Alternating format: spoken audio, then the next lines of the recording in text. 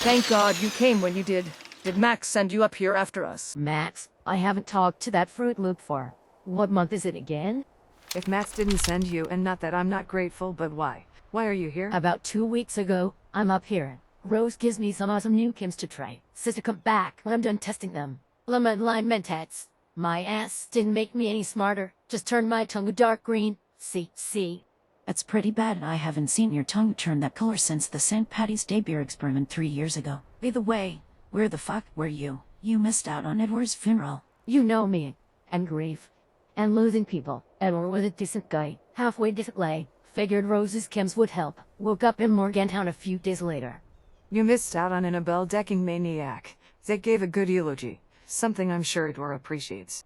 Shit. Really? Man, the next time somebody kicks the bucket, I need to prioritize. Don't want him at the next funeral. I'll even bring the keg. You really are a piece of work. Go fuck yourself. I'm heading up to the lodge. You two coming? What's her damage? She not getting any, or something? Edward died while out on patrol with her. We buried him just outside of AVR Medical. Didn't even have the manpower to bring him home, wherever that is these days. Shit. That fucking sucks.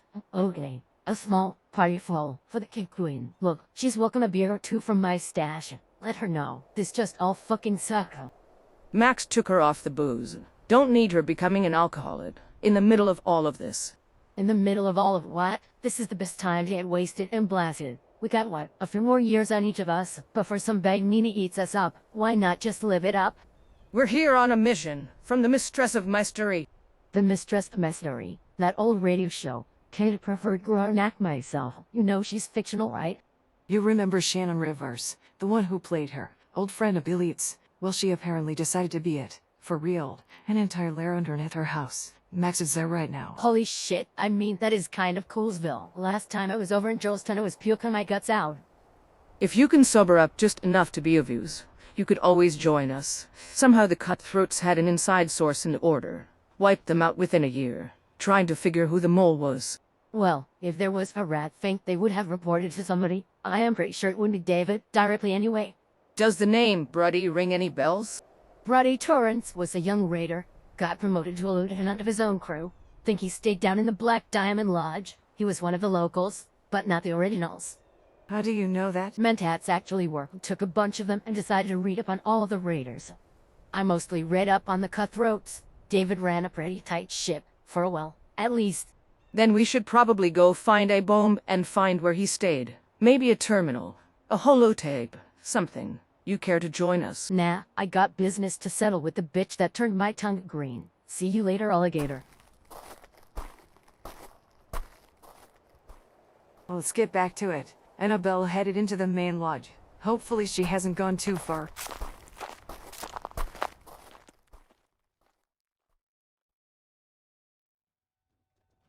Annabelle, are you in here? Yep, I'm behind the main desk. Figured I'd check to see if Brady's name was listed with the register. I remember David kept all that information. Who got promoted, demoted, assignments.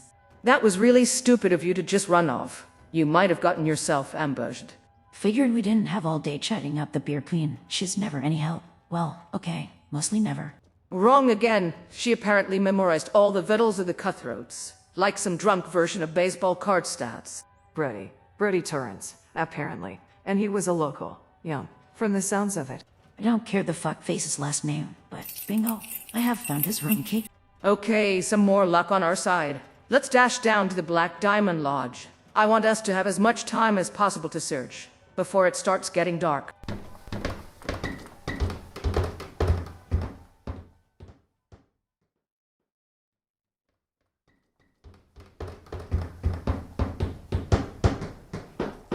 That was a pretty good walk all the way down here.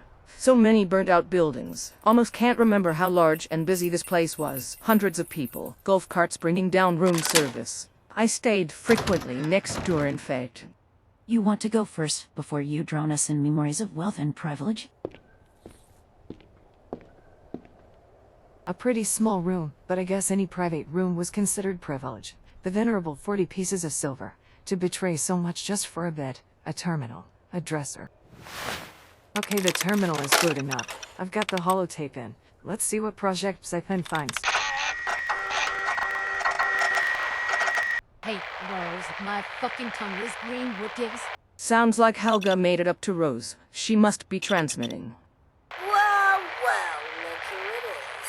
I was wondering when you'd show up. I could always get Max to program a few special chems for you too. Maybe turn you back into a Miss Nanny. You know, I'm not here to hold your hand. You're a big girl. You can do this yourself. Okay, that's enough of that. I'm sure we'll have to hear even more once we hike up there. You got anything yet, Is? Personal intro wave mails between Brady and David. Pretty interesting.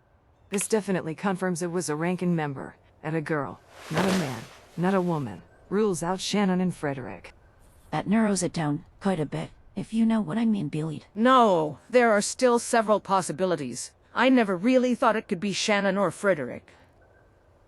Remember what Matt said? You may not like the truth. Anyway, is this enough information to complete the mission? Enough for Krektos anyway?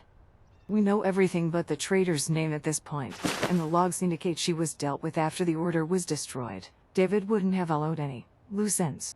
This is a lot to process. That sun is starting to get pretty low. We should head up to the top of the world now, before more scorched start arriving.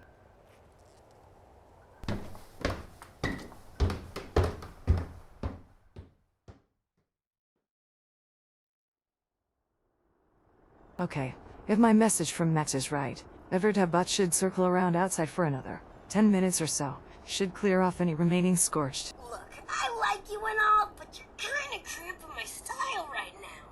After what you did to my tongue, be happy they are only cramping your style. He can reprogram almost anything. Remember what he did to that Miss Nanny down in the vault? Oh please, don't remind me. He almost brought it along on one of our dates. Physical intimacy surrogate experiment number 3. He did fail, and he couldn't fix it, so we could stay home. You must have been hitting the sauce long before we got up here. You really think it would have been better if we had gotten to stay in the vault? Of course, we had our own little self-contained world. We could have gone on for decades more. I take double veteran duty over being around all this death. I honestly don't blame you, Helga. Half the time I wish I was back in the vault. Times were simpler then. Work, off-duty, maybe a beer or two at Whit Willie's. A few weekly meetings. Imagine how many people would still be alive. Robinson, that insufferable asshole Jake, Mary Wither, JJ, and Edward. Nakamura, you were getting kind of close there with Jane for a while. Weren't you, Annabelle? Was just a bit of a pace for her, silly. But even after that we were still on good terms. When he told me, he found her in that cave. Oh, I still remember when you and Jane Holland asked to break for what public drunkenness. Oh, come on. I had, 3 shots and a beer. Or 2. Okay, maybe 3. I remember the dressing down that Major Star gave you. When you showed up after that, he figured you'd never shape up. I never shaped up. The vault just eased up a bit. The overseer took that stick out of her ass and faced reality. A lounge with alcohol and relaxed regulations. A recipe for disaster. But it somehow saved the vault. And finally what Willie was good for something other than Tim's and Bo's. But Seb and Willie, my besties, when the whole vault turned against me. Our stills in the utility tunnel. A dozen of us squeezed into that tube. Pretty sure I am making it to 60 because of those fumes. I'm picking a couch and taking a serious nap. Wake me up if the world ends. Again. It's probably a good idea that we'd all get some sleep. I'm pretty beat and my leg is killing me. I don't know if I can sleep. At least not right now. I have a lot on my mind. 25 years of waiting. Figure I'll have a cigarette, maybe a bit to eat, but I'm with them. I'm pretty beat.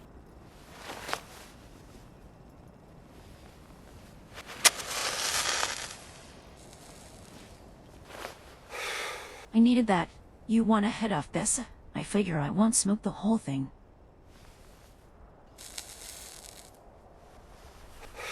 Thanks, maybe it will help me sleep. My mind is just racing and it won't stop.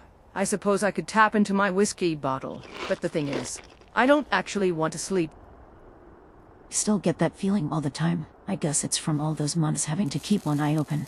But when I sleep, I dream. I remember my dad, and I forget this world. I don't care to dream, most of the time. My childhood wasn't quite as happy, but occasionally I dream of my time with Max, or working on a new Laura Darling episode, so it's not all bad. Although, nah, it's gonna sound stupid. Out with it, not like we have anything else to do right now. I keep having this weird feeling that we are being followed.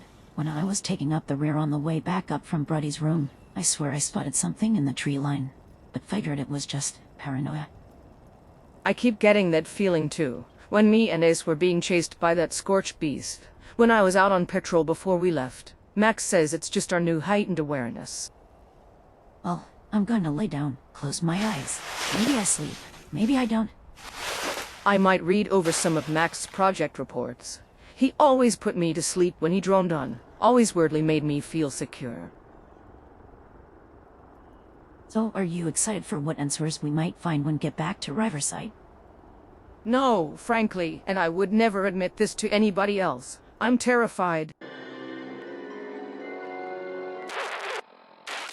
Galaxy News Radio.